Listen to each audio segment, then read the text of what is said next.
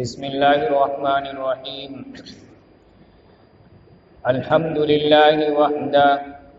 والصلاة والسلام علی من لا نبی بعد اما بعد فاعوذ باللہ من الشیطان الرجیم بسم اللہ الرحمن الرحیم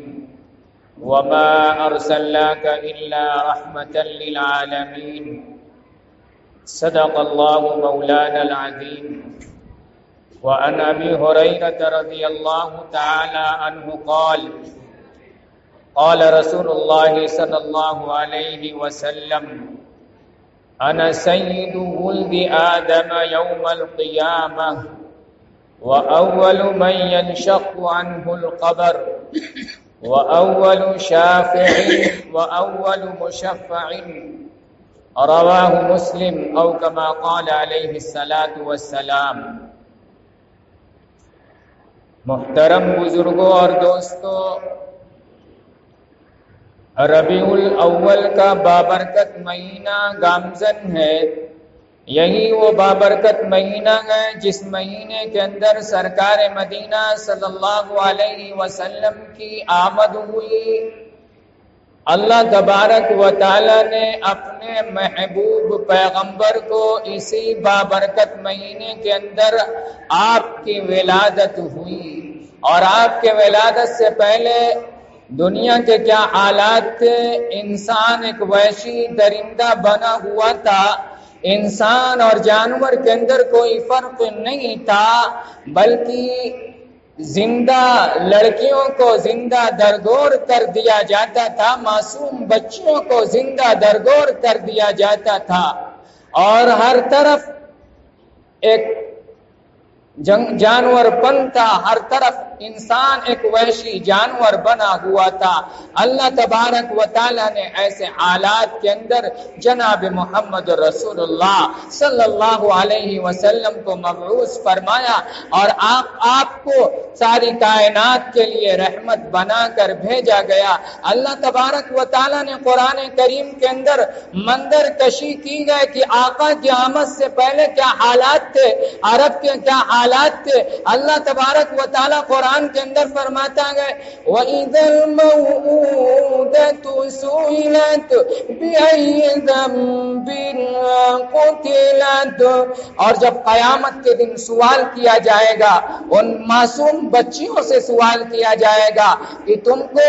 کس جرم کے اندر، کس گناہ کی وجہ سے تمہیں زندہ درگور کر دیا گیا۔ تو اس آیت کریمہ کے اندر اللہ تبارک و تعالی نے قاتلوں پر، جن لوگوں نے معصوم بچیوں کو زندہ درگور کر دیا تھا، غلام بنائے جانے کے ڈر سے یا فقر کے ڈر سے اپنی معصوم بچیوں کو زندہ درگور کر دیا تھا، اللہ تبارک و تعالی نے اس آیت کریمہ کے اندر قاتلوں کو ڈرایا گئے، دھمکایا گئے، اور یہ بتلایا گئے اللہ تبارک و تعالی نے کہ جناب محمد رسول اللہ صلی اللہ علیہ وسلم کی آمد سے پہلے حالات یہ تھے کہ خواتین پر، مہیلاؤں پر اس قدر اتیاچار ہو رہا تھا کہ مہیلاؤں کو، معصوم بچیوں کو ان کی پیدائش کے بعد ہی زندہ دفن کر دیا جاتا تھا۔ تو اس آیت کریمہ کے اندر اللہ تبارک و تعالی نے قاتلوں پر جزر و توبیخ کیا گئے، ان کو ڈرایا گئے، ان کو دھمکایا گئے، یعنی جن بچیوں کو، معصوم بچیوں کو دفن کیا گیا، ان معصوم بچیوں کا کوئی قصور نہیں تھا، بلکہ ان دفن کرنے والوں کا قصور تھا۔ اسی آیت کریمہ سے فقہاء نے یہ مسئلہ مستنبط کیا گیا کہ کفار و مشرکین جو معصوم بچے ہیں ان کو عذاب نہیں ہوگا، کیونکہ عذاب جو ہوتا گئے وہ گناہ کی وجہ سے ہوتا گئے، اور معصوم بچے جو گئے وہ شریعت کے مکلف نہیں گئے، لہذا ان کو کوئی عذاب نہیں ہوگا۔ تو اس آیت کریمہ سے عرب کے جو حالات تھے، آقا صلی اللہ علیہ وسلم کی آمد سے پہلے جو حالات تھے، ان حالات کی طرف منظر کشی کی گئی ہے۔ تو آقا صلی اللہ علیہ وسلم کی آمد جو گئے وہ ساری انسانیت کے لیے رحمت گئے۔ اللہ تبارک و تعالی نے خود قرآن کے اندر فرمایا وَمَا أَرْسَلْنَا أرسلناك إلا رحمة للعالمين کہ اے نبی ہم نے آپ کو ساری کائنات کے لیے رحمت بنا کر بھیجا، آپ بچیوں کے لیے بھی اور تمام ہی انسانوں کے لیے رحمت بنا کر بھیجے گئے۔ رحمت بنا کر بھیجنے کا مطلب کیا گئے؟ اس کا مطلب بیان کرتے ہوئے مدارک التنزیل کے اندر علامہ نصفی رحمہ اللہ نے بیان کیا گئے کہ جناب محمد رسول اللہ صلی اللہ علیہ وسلم پوری دنیا کے لیے، پوری کائنات کے لیے رحمت گئے۔ کیا مطلب؟ مطلب یہ گئے کہ جناب محمد رسول اللہ صلی اللہ علیہ وسلم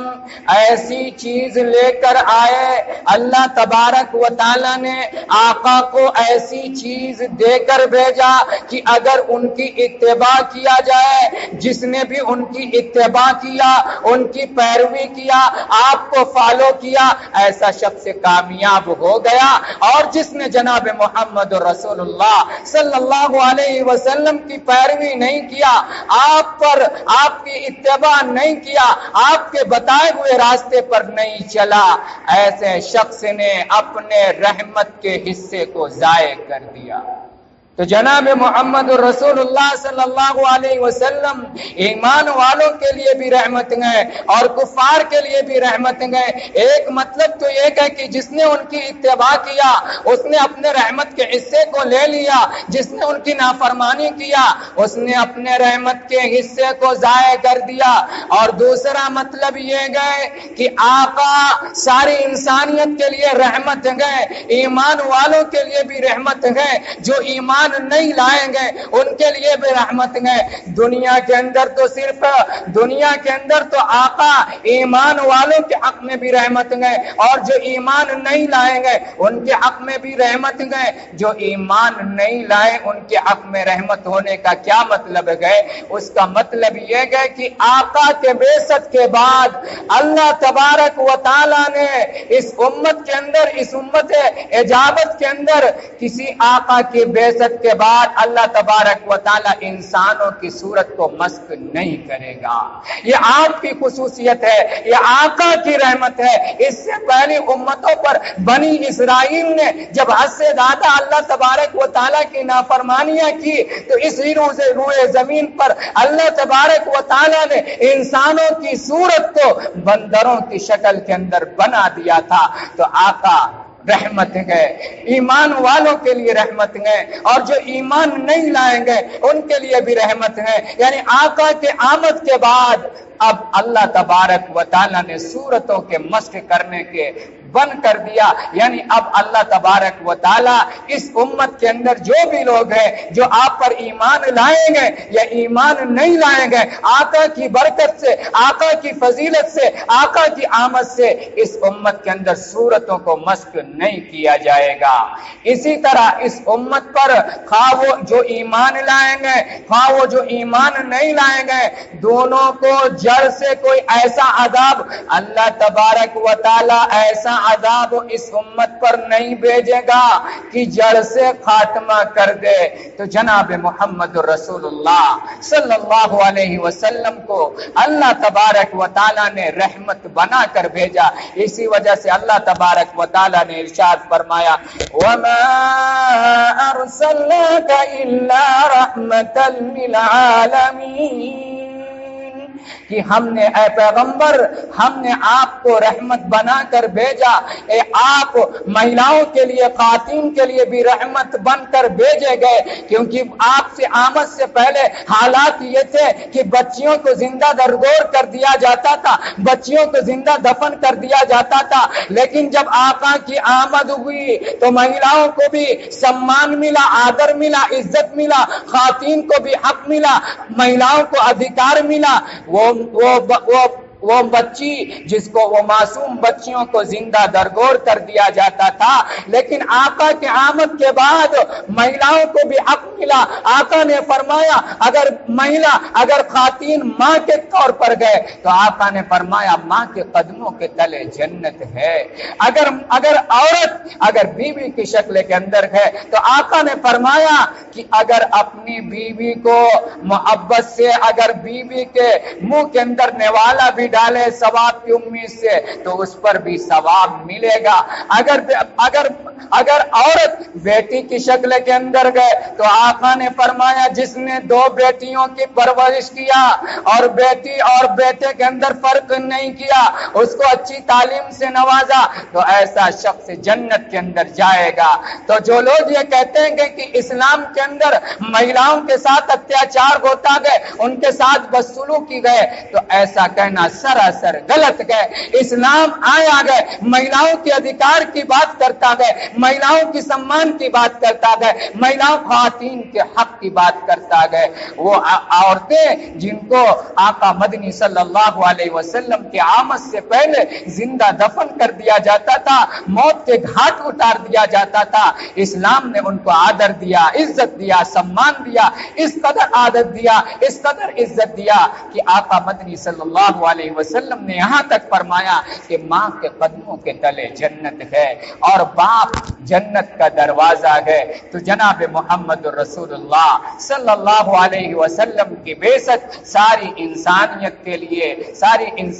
کے لیے رحمت بنا کر آپ بھیجے گئے۔ تو یہ مہینہ جو گئے یہی وہ بابرکت مہینہ ہے جس مہینے کے اندر جناب محمد رسول اللہ صلی اللہ علیہ وسلم کی آمد ہوتی ہے۔ اہل سنت والجماعت کا یہ عقیدہ ہے کہ جناب محمد رسول اللہ صلی اللہ علیہ وسلم کا ذکر خیر کرنا، آقا مدنی صلی اللہ علیہ وسلم کا تذکرہ کرنا، خواہ آپ کا تذکرہ محمد بن عبداللہ کی شکل کے اندر ہو یا محمد رسول اللہ کی شکل کے اندر ہو، محمد بن عبداللہ سے مطلب یہ ہے آپ کی زندگی کا تذکرہ کرنا، نبوت سے پہلے والی زندگی کا تذکرہ کرنا یا نبوت والی بات کی زندگی کا تذکرہ کرنا محمد بن عبداللہ کی شکل کے اندر ہو یا محمد رسول اللہ صلی اللہ علیہ وسلم کی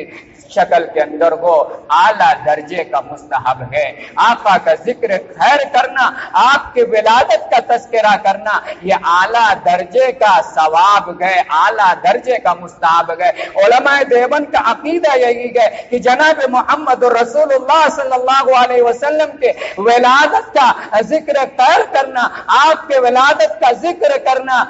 فرض اور واجب اوقات کے علاوہ کے اندر تذکرہ کرنا، یہ اعلیٰ درجے کا مستحب ہے۔ تو جناب محمد رسول اللہ صلی اللہ علیہ وسلم کو اللہ تبارک و تعالیٰ نے ساری کائنات کے لیے رحمت بنا کر بھیجا اور ہماری کامیابی کو اللہ تبارک و تعالیٰ نے جناب محمد رسول اللہ صلی اللہ علیہ وسلم کی پیروی کے اندر رکھا گئے۔ اللہ تبارک و تعالیٰ ارشاد فرماتا گئے لَقَدْ كَانَ لَكُمْ فِي رَسُولِ اللَّهِ أُسْوَةٌ حَسَنَةٌ لِمَنْ كَانَ يَرْجُو اللَّهَ وَالْيَوْمَ الْآخِرَ وَذَكَرَ اللہ کثیرا۔ لقد کان لکم فی رسول اللہ، یقیناً تمہارے لیے نبی کی زندگی کے اندر بہترین نمونہ ہے۔ اللہ تبارک و تعالی نے ہمارے لیے نبی کی زندگی کو نمونہ قرار دیا، آئیڈیل قرار دیا، یعنی تمام امور کے اندر ہماری کامیابی کو اللہ تبارک و تعالی نے جناب محمد رسول اللہ صلی اللہ علیہ وسلم کی پیروی کے اندر رکھا گئے۔